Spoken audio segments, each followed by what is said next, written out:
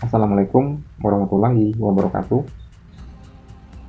Selamat datang kembali di channel kami.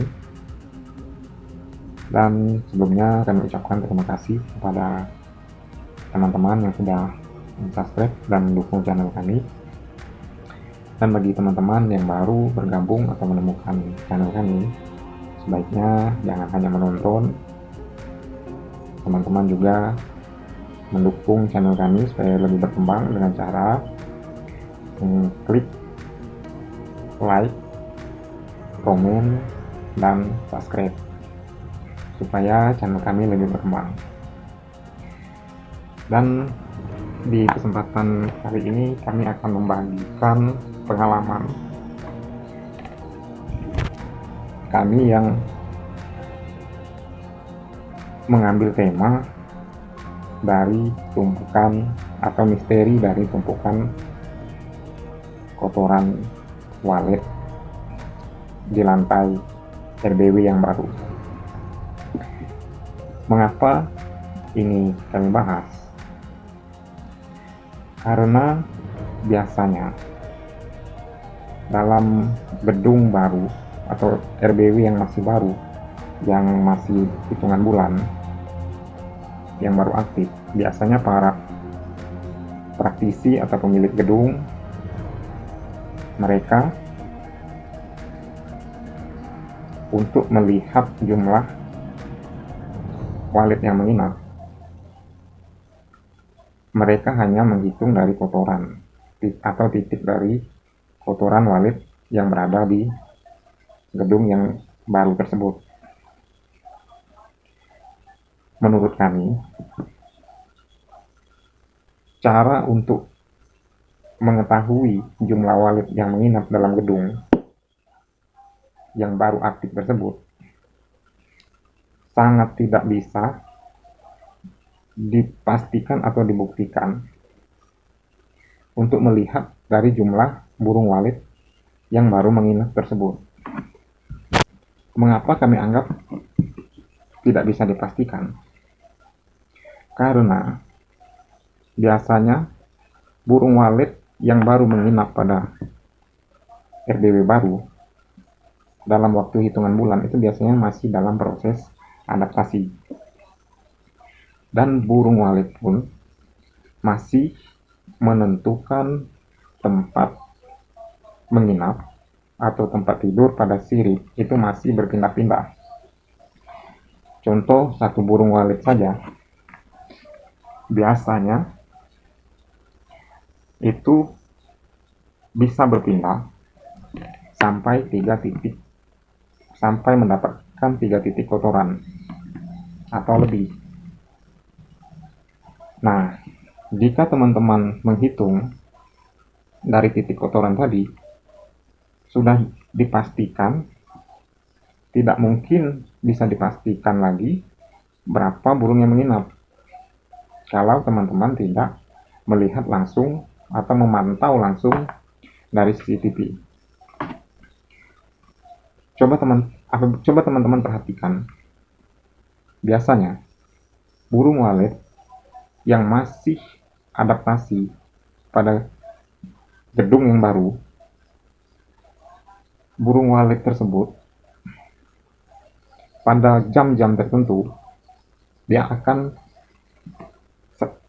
berpindah. Contoh, pada jam tengah malam dia selalu berpindah, kadang ditarik, kadang disirip, bahkan di sirip lain dia akan berpindah lagi. Terus pada jam menjelang atau jam pagi seperti jam 1 atau jam 2, coba teman-teman perhatikan. Nah, kejadian seperti ini sampai kapan akan berlanjut? Biasanya kejadian seperti ini akan terus berlanjut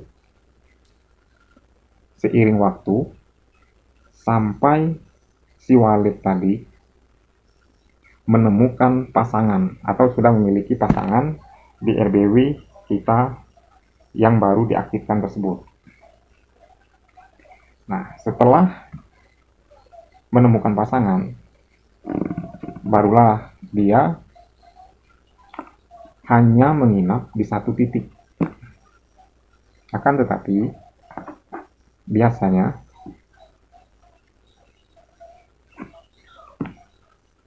pada burung walet yang sudah mulai membentuk polesan atau pondasi dari sarang sudah membentuk, sebagian kasus dari burung walet juga akan mengalami perpindahan, tapi perpindahan bukan berarti pindah ke gedung lain, karena melihat dari kotoran walet yang kering tadi. Akan tetapi, dia hanya bergeser sedikit atau berpindah ke sirip lain supaya polesan yang atau pondasi polesan yang lagi atau tengah dibangun, tengah dibuat, itu terkadang masih basah pada sore menjelang malam. Pasangan tadi membuat polesan dan polesannya masih basah. Sudah tentu pasangan dari walet tadi akan pindah, karena apabila ditempeli atau dihinggapi akan merusak dari polesan tersebut. Nah, di sini teman-teman kadang menilai, melihat dari tumpukan di bawah kotoran, di bawah polesan tersebut kering, lihat kotorannya kering, si walet tadi pergi meninggalkan polesan. Itu tidak, karena polesan yang sedikit itu biasanya tidak terlalu aktif dijalin atau dibuat oleh pasangan walet tadi. Biasanya hanya sore menjelang malam, waktu pas burung walet pulang. Nah, jika hanya sore menjelang malam dia membuat polesan, tentu penambahan juga dari polesan tersebut sangat sedikit, karena satu lembar polesan saja yang disusun oleh walet itu apabila sudah kering, besar dari polesan itu atau ukuran dari polesan hanya per lembar, itu ketebalannya tebal sedikit dari rambut kita atau rambut manusia.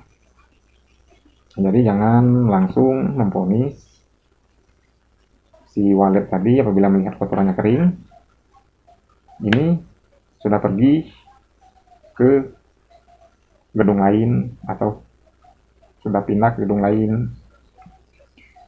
Sebaiknya untuk memastikan, sebaik teman-teman